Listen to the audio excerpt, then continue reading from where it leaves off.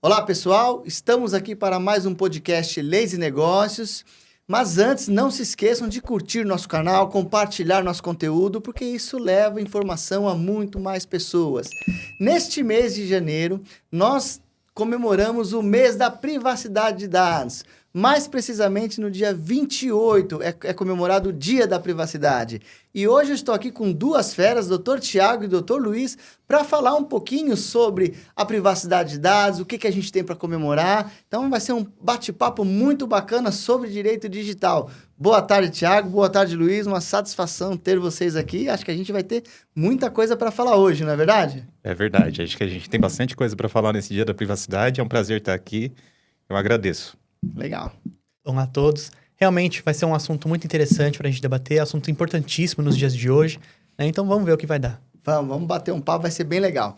Mas eu já vou começar perguntando para vocês, por que comemoramos o Dia da Proteção de Dados? O que a gente tem para comemorar? É uma data realmente festiva para nós brasileiros? Quem quer começar? Bom, o Dia da Privacidade é celebrado no dia 28 de janeiro, porque foi nessa data que foi celebrada a primeira norma, né, a primeira lei sobre privacidade de dados no mundo. Né? Isso foi lá na Convenção 108 do Conselho da Europa, isso lá em 1981. Isso demonstra o quanto nós, enquanto sociedade, né, estamos preocupados com esse tema de proteção de dados e privacidade. Então, no Brasil e no mundo, essa é uma data que é muito celebrada, né, muito utilizada por empresas, por entidades governamentais, para conscientizar os seus colaboradores, os seus parceiros, sobre esse tema muito importante que é a proteção de dados. E sempre foi, né? Eu acho que, você vê, de 81 você falou, 81. né? Mas isso no Brasil a gente está com pouco tempo, então é uma coisa que para nós estamos engatinhando ainda sobre essa questão, mas outras nações aí vamos dizer que estão um pouquinho mais adiantadas. Mas no panorama brasileiro, qual é o papel da proteção de dados? O que vocês entendem isso no panorama brasileiro? Vamos você agora? Vamos lá. Falando ainda um pouco sobre a data do Dia da Privacidade, a gente tem muito a comemorar. Especialmente por isso que você disse, como a gente está fora do Brasil, né? A gente tem os avanços que a gente tem dentro do Brasil, a LGPD, que é o principal expoente disso, mas a gente tem também uma série de legislações sendo discutidas e aprovadas mundo afora. Então, isso é extremamente importante. Agora, falando um pouco sobre o Brasil, falando um pouco sobre onde a gente tem o principal expoente que é a LGPD, que é a lei que vai proteger os dados e os direitos das pessoas físicas dentro do Brasil.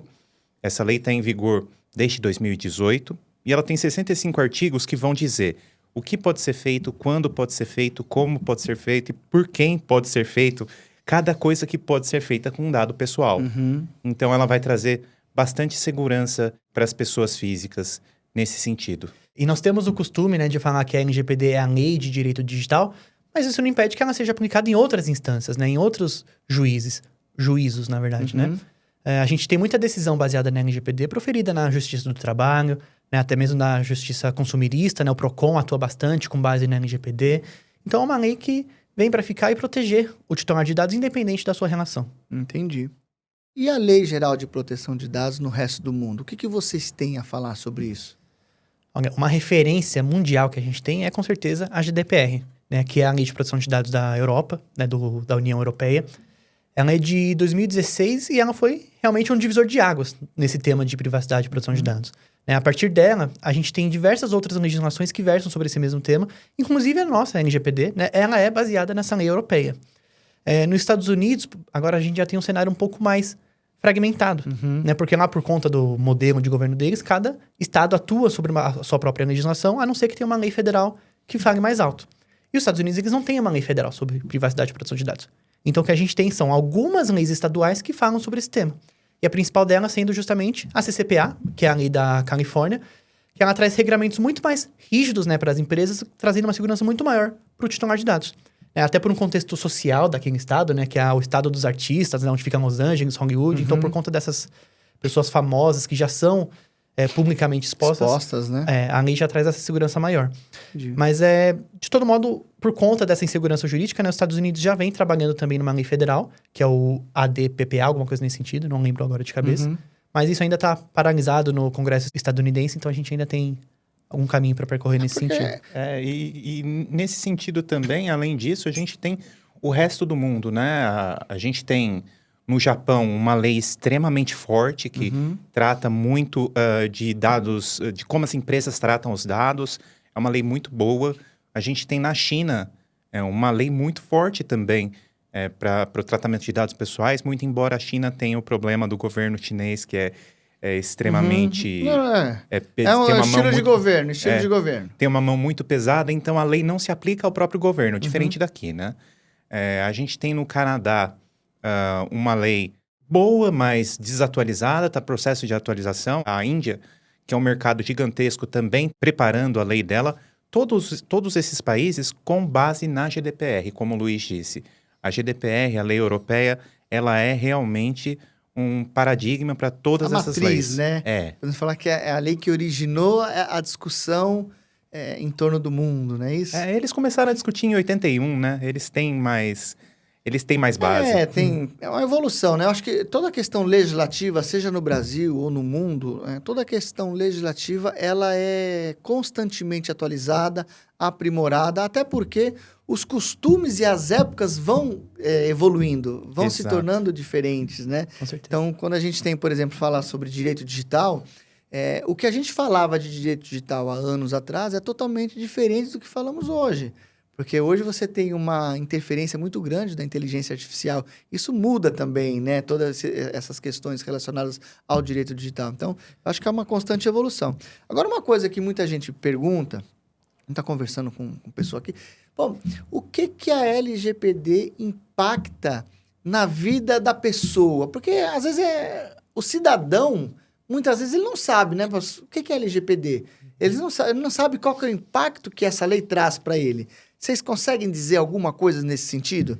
É mais o pessoal entender o que é, né? Muita gente ouve falar LGPD, mas, qual que é o impacto que eu tenho na minha vida como pessoa física para isso?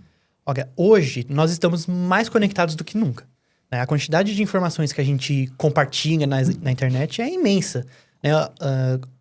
Nas redes sociais, por exemplo, a gente consegue divulgar onde nós estamos, com quem nós conversamos, do que nós gostamos, né? Onde que a gente compra um determinado produto, quais produtos nós compramos. Então, a nossa vida é realmente um livro aberto.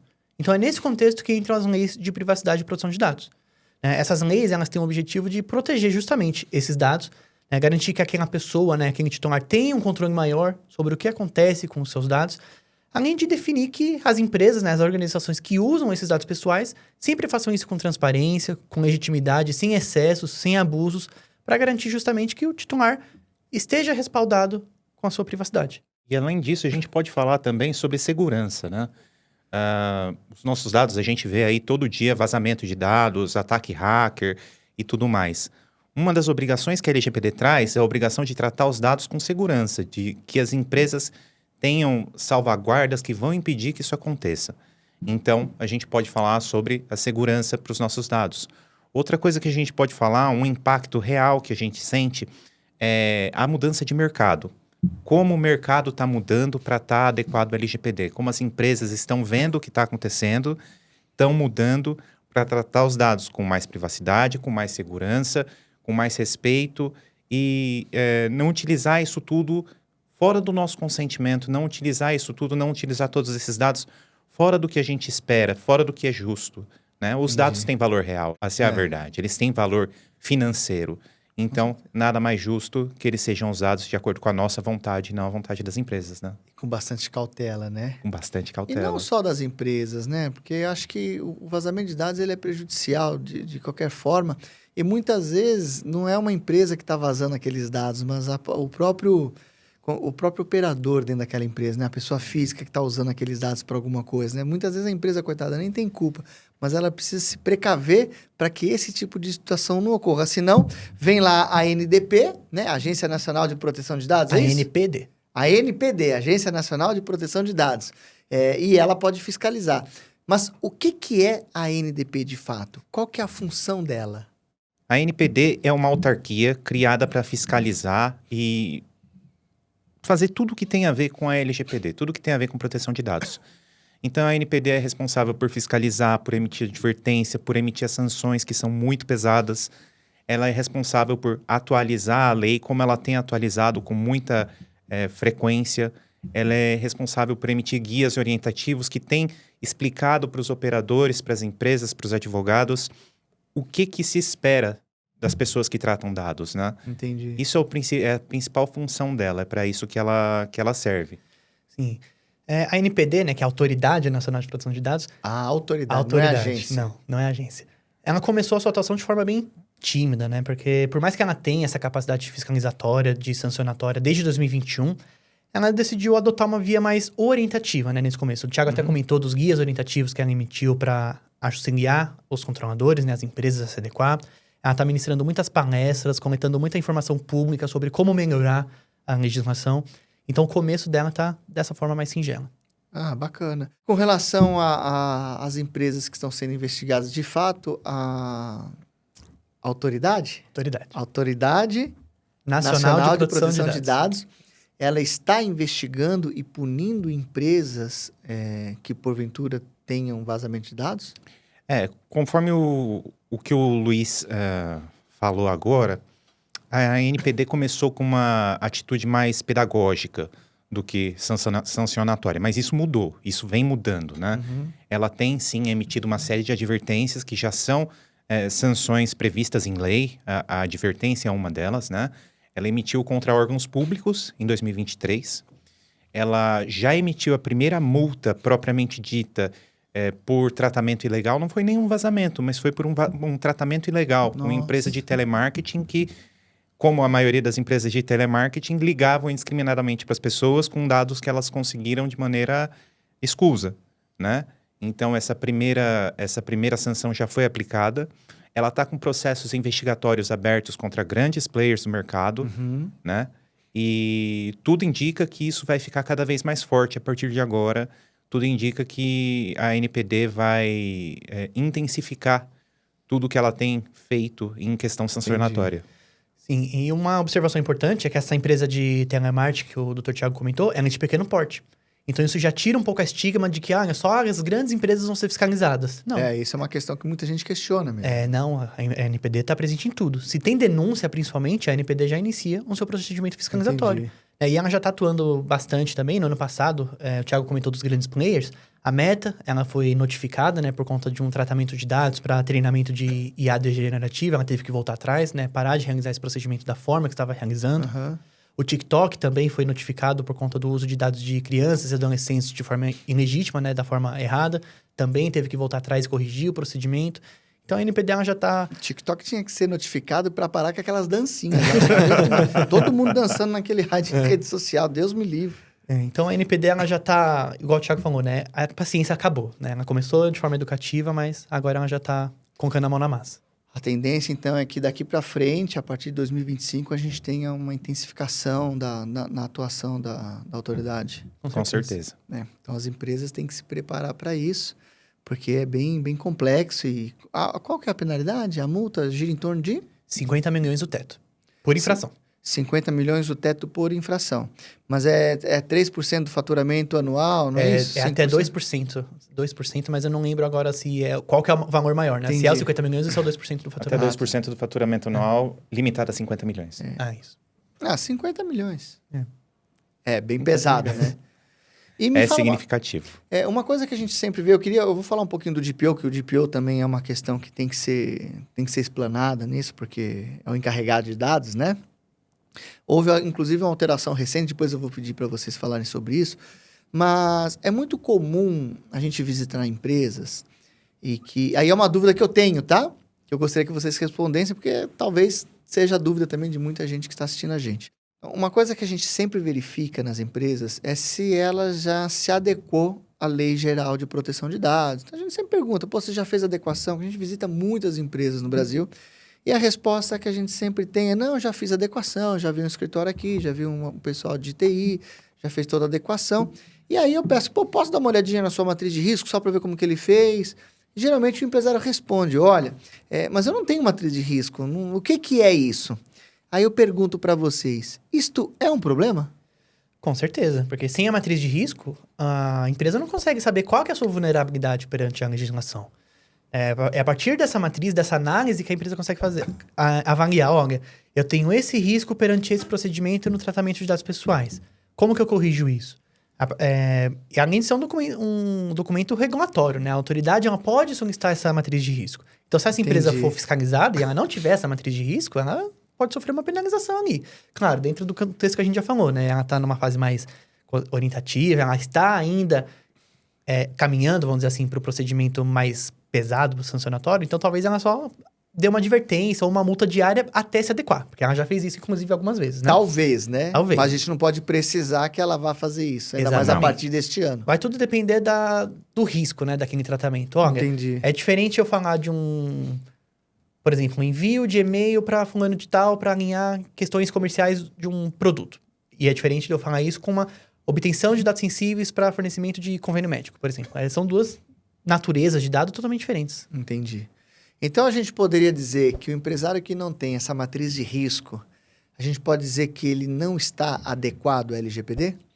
Com certeza a gente pode dizer isso. A gente pode dizer que quem não tem a matriz de risco não está adequado, quem não tem o registro de operações não está adequado, quem não tem um DPIA não está adequado. Esses são alguns exemplos de documentos obrigatórios que dificilmente quem diz que está adequado Deveria vai ter, né? Deveria ter para apresentar, né? Deveria ter, porque pode ser pedido. Legal. Pode ser pedido. O problema que a gente vê muito hoje em dia, porque a gente já realizou adequação de clientes que diziam estar adequados e depois, quando a gente fez a análise, realmente não estavam. Né? O que a gente vê muitas vezes? A pessoa coloca ali uma cláusula num contrato, pega um termo de consentimento para usar em todas as finalidades com seus funcionários e acha que isso está adequado. Isso, além de não ser o suficiente, está totalmente equivocado. Né? Porque não vou me expandir muito nesse assunto, porque essa é uma conversa muito longa, mas o consentimento é uma base específica, né? Você não precisa de consentimento para tudo. É que hoje a gente tem o Dr. Google, né? O Dr. Google às vezes atrapalha algumas coisas nesse sentido. Atrapalha. Agora, quanto ao DPO, o DPO a gente sabe que é uma figura essencial na Lei Geral de Proteção de Dados. Teve uma recente alteração, que agora parece que o DPO tem que estar presente no site também, né? Depois, não sei se é isso mesmo, vou deixar para vocês falarem. Mas o que vocês podem me falar sobre a figura do DPO? Qual que é a função dele? Qual que é a importância dele hoje dentro de uma empresa? Eu posso ter um DPO interno? Eu tenho que ter um DPO externo? Como que funciona a figura do DPO? Que essa também é uma dúvida muito grande, porque eu vejo que às vezes empresários colocam o pessoal do RH como DPO. Aí entra a questão trabalhista, que pode ter acumulação de carga e vira um problema lá na frente. O que vocês me falam sobre o DPO? O DPO, ele é a pessoa dentro da empresa que vai ser responsável por garantir que a empresa esteja em conformidade com as melhores práticas e com as normas de proteção de dados e privacidade. Né? Aqui no Brasil, essa figura é chamada de encarregado de dados, né? A gente não usa o termo DPO. Mas esse encarregado, ele pode sim ser uma pessoa interna, não tem nenhum problema quanto a isso, bastando que ele não entre em conflito de interesse. Então, olha, eu posso atribuir o meu gerente de RH como encarregado de dados? Depende. Esse gerente, ele tem autonomia para tomar decisões estratégicas da empresa? Se ele tiver essa autonomia, ele já não pode ser um encarregado de dados. Tá? Porque o encarregado de dados, ele tem que ter uma autonomia própria e não pode ter conflito de interesse com outras posições nesse sentido. Mas ele também pode ser uma assessoria terceirizada. Né? Inclusive, muitas empresas optam por essa via justamente por conta do que você já adiantou, do risco trabalhista envolvido, pelo acúmulo de função. Então, muitas empresas acabam optando por essa via terceirizada. Agora, o papel do DPO propriamente dito, né, é basicamente centralizar todas essas questões de privacidade e proteção de dados perante os titulares, perante a NPD. Né? Então, sempre que a autoridade estiver aqui fiscalizar a sua empresa, requerer algum documento, é o encarregado que ela vai procurar. Ou o titular que quiser atender alguns dos seus direitos, né, que a LGPD traz pra gente, é o encarregado que ele vai acionar também. E, além disso, o encarregado que tem a obrigação de auxiliar a empresa com soluções estratégicas para adequar, né, as melhores, não só dentro da norma legal, mas das melhores práticas de proteção de dados. Seja através de treinamentos internos com os colaboradores, seja através de análise de documentos, né, até mencionei aqui dos contratos. Então, no próprio escritório, por exemplo, a gente adota todo mês de janeiro uma atividade de conscientização, que a gente chama de mês da privacidade, que tem justamente esse objetivo, fazer treinamentos com o pessoal, apresentar para eles quais são as nossas responsabilidades, quais são os nossos direitos que a lei traz para a gente. A gente, às vezes, aborda algum termo específico ali quando a gente entende a necessidade. Tudo isso para garantir que o escritório esteja adequado às melhores práticas de proteção de dados. Vocês querem ver uma coisa? O escritório tem DPO? Tem, sou eu. Vira só. Você é o DPO do escritório? Eu sou DPO do escritório. Tá certo. Tá gostando da função? Tô gostando. O pessoal tá aderindo bem aos treinamentos? Eu espero que sim. Participaram bastante pessoas, É? né? Foi em segunda-feira o treinamento, né? Ah, teve um treinamento segunda. Teve, né? Você não participou? Fazer o quê mesmo? Eu estava em reunião externa. Não fui. Tá gravado. Hã? Tá gravado. Não, mas... gravado. eu vi que tá gravado, eu percebi, mas eu não vi ainda, tá? É uma falha minha, pessoal. É tão corrido. Tem que ver. Não, prometo que vou assistir. Agora me fale uma coisa. E o futuro? O futuro a gente sabe que a Deus pertence, mas o que a gente pode esperar do futuro? Nossas expectativas são boas. Falando do ponto de vista dos direitos dos titulares, dos direitos das pessoas físicas. A NPD vem forte, aí esse ano a NPD vem forte. As empresas vão ter que se adequar e as empresas estão se adequando. A gente vê isso todo dia, não na velocidade que deveriam. 6 anos depois do começo da lei, já era para estar todo mundo adequado. Mas... No Brasil? Sim, 6 anos de LGPD. Pois é. Com isso, a gente pode contar com maior respeito aos dados dos titulares e um maior respeito à lei, que é uma lei que beneficia toda a sociedade civil, no final das contas, né? Sim. E numa escala global, né? Num aspecto mundial, a gente tem já que diversas leis surgindo, né? Todas baseadas na GDPR. Então, é possível que isso gere um arcabouço global de proteção de dados, né? Porque, inclusive, a LGPD surgiu por conta disso, né? Dessa requisito comercial que muitas empresas europeias estavam obrigando, né? Requerendo que as empresas do Brasil estivessem adequadas à Lei Geral de Proteção de Dados por conta dessa exigência da GDPR, né? Que a GDPR fala que as empresas europeias só podem ter relações com empresas que também tenham condições semelhantes, né? De privacidade e proteção Relação de dados. comercial, né? Isso. É verdade. Por isso que surgiu a LGPD. E então, outras leis no mundo estão tendo esse mesmo paradigma, né? Que exigir que as empresas estejam adequadas às leis locais de proteção de dados. Então, isso vai gerar um arcabouço mundial de proteção de dados, porque todas as empresas vão eventualmente estar adequadas. Isso é uma tendência, na verdade, né? Porque hoje você estabelece uma relação comercial com uma empresa que também tenha essa disposição no seu contrato. Tanto que muitos contratos que são analisados por nós, eles têm a inserção de cláusulas da LGPD. E muitas vezes, se aquela empresa assina aquele contrato, mas ela não está adequada à LGPD, podemos dizer que ela está infringindo um contrato que ela assinou. Sim. Porque ela está passando uma informação inequívoca não, errada, né? Para outra empresa. Fala, eu estou adequado à LGPD e estou assinando o contrato, mas ela não está adequada. Isso é uma questão que acontece muito hoje, né? Exatamente. E além disso, a LGPD ela traz uma série de obrigações, né? Então, você assinando um contrato desse, você está assumindo responsabilidades que você não tem capacidade de cumprir. Mesmo porque você não vai ter nem adequação, né, feita, né? Então, não teremos a matriz de risco. Exatamente. A famosa matriz de risco. Entre outras coisas. Então, mas eu gosto de falar da matriz de risco, porque para todo mundo que eu pergunto, ninguém tem. Ninguém Aí tem. o pessoal fala, mas eu estou enquadrado, tá? Mas e a matriz de risco? Não tem. E às vezes quando tem é pior, né? Porque aquela baixada do Google Sim. que foi preenchida daquele jeito que não tem nada a ver com nada. nada. A ver com a empresa, né? Tem esse problema também. Isso acontece muito, a gente vê muito. Mas isso é histórico no Brasil, né? O pessoal baixa muita coisa da internet. Hoje o acesso à internet ficou muito fácil. Então, você botou ali no Google, você tem tudo, né? Modelo de tudo. Mas o que o pessoal não entende é que muitas vezes aquele modelo não serve, né? Porque são situações específicas. Sim. Então, e aí entra a necessidade de se ter uma consultoria, uma assessoria completa nessa área do direito digital, né? Porque muitas vezes a gente vê, quando a pessoa fala em direito digital, ou, por exemplo, em LGPD, está falando de uma coisa só, né? A Lei Geral de Proteção de Dados, por exemplo, quando você fala em direito digital. Mas a questão é muito mais ampla que isso, né? Hoje o direito digital ele abarca um número de informações e um número de projetos que podem ser realizados por uma empresa que vão além de uma Lei Geral de Proteção de Dados, né? Eu vejo muita gente batendo na tecla da Lei Geral de Proteção de Dados. Mas o que vocês me falam dessa questão relacionada à consultoria? O que uma empresa precisa buscar numa consultoria? Que tipo de informação que ela precisa passar para essa consultoria? E o quão uma consultoria pode auxiliar no dia a dia de uma empresa? Sim. Bom, a gente consegue dividir essa resposta em duas. Em primeiro lugar, a adequação da empresa à LGPD. Projetos in-house, feitos pela própria equipe ou, às vezes, por uma equipe de TI também. Acontece bastante projeto feito por equipe de TI. dificilmente dão certo. É muito difícil que eles deem certo. Primeiro, porque a equipe não tem distanciamento das atividades dela para fazer o mapeamento dessas atividades. Ela tá ali e ela não consegue ver aquilo de fora, não consegue ver o que ela realmente faz. Olhar clínico, né? Ela não consegue ter esse olhar clínico.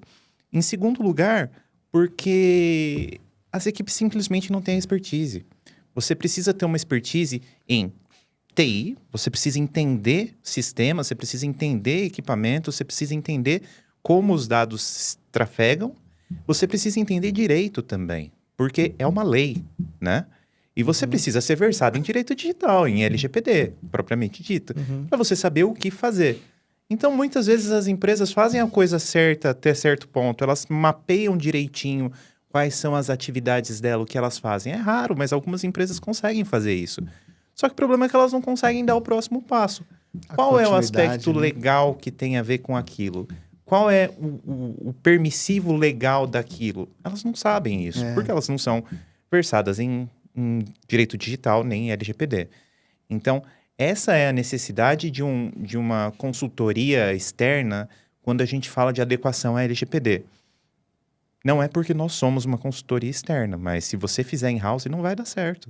Não tem como dar certo. A solução caseira, né? O remédio caseiro não funciona. E muitas vezes nem o fato da pessoa ser advogado vai funcionar. Não. No meu caso, eu não entendo nada da Lei Geral de Proteção de Dados. Eu sei o que vocês me falam, porque a minha área de atuação é outra totalmente diferente. Então, se você hoje falar para mim, direito digital, eu vou chamar vocês.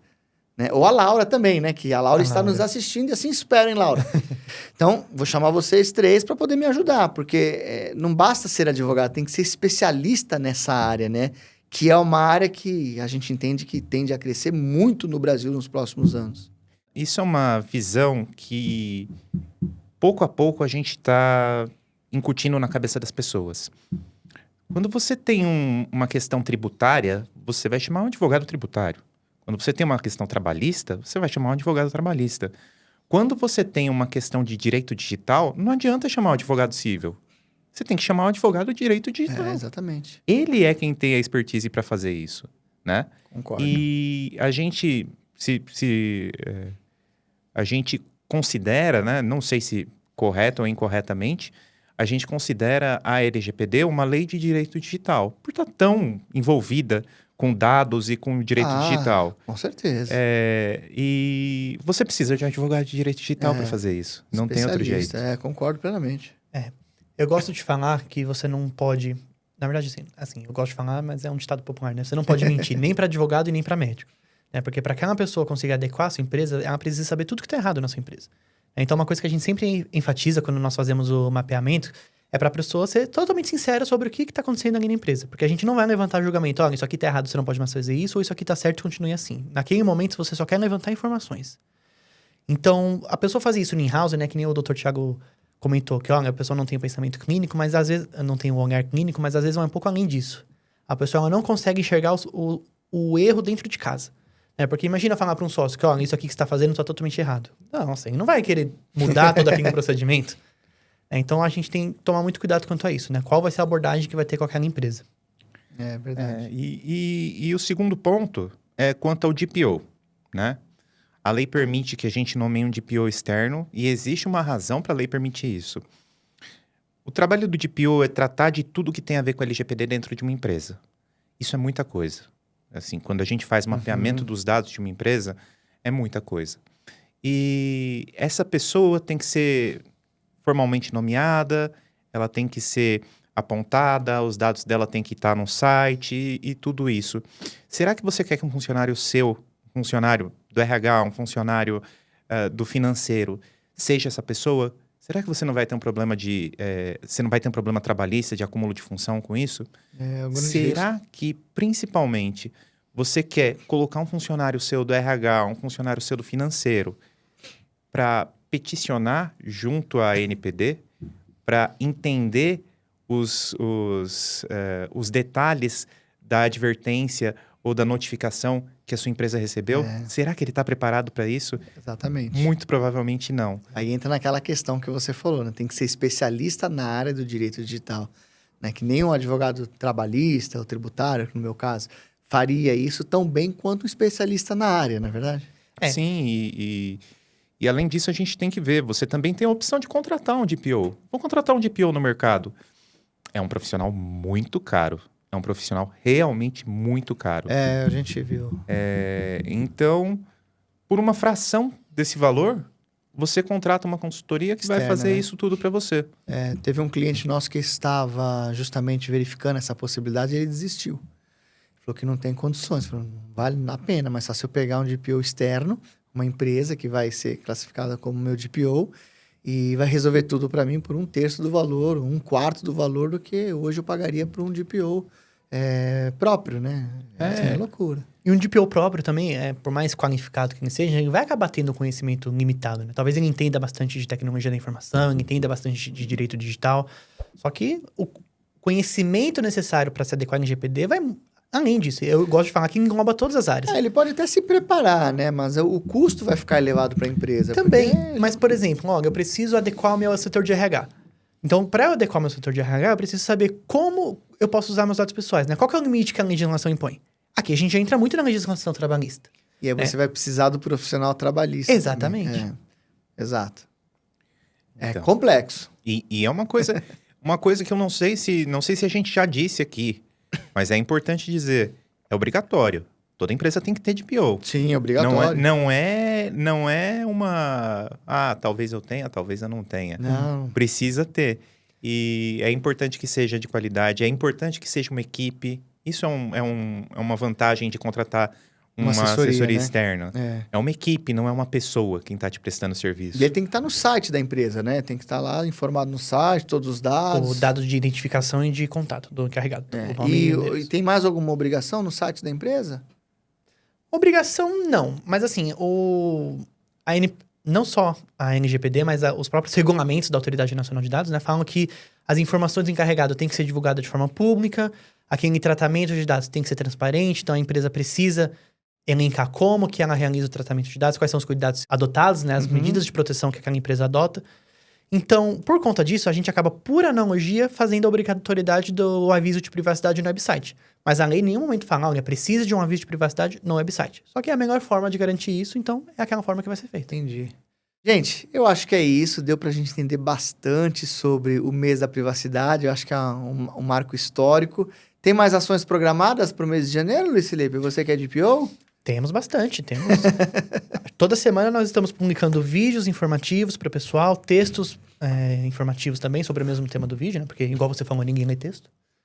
Atividades práticas também. Toda sexta-feira o pessoal vai ter que responder perguntas, inclusive você vai ter que responder pergunta, tá? Então veja o treinamento Teremos depois. um quiz, hein? Teremos um quiz. Teremos um quiz. E é isso que isso é parte do que a gente entrega enquanto consultoria externa também. Importante. Todas essas ações de conscientização que estão sendo feitas internamente estão sendo feitas porque é assim que se faz. Também está sendo feito externamente? Não sabia, não. Os treinamentos, principalmente. Interessante.